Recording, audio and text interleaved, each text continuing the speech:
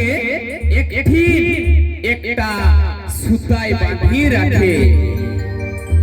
ওই হতি এই ঝুমর দুনিয়াকে নিয়ে যেতে আমি আশু কবি আকাশ আর আমার team Mayurbhanj Jhumur melody team নিয়ে আসছে আর সবাইকে রিঝে রঙে মাথা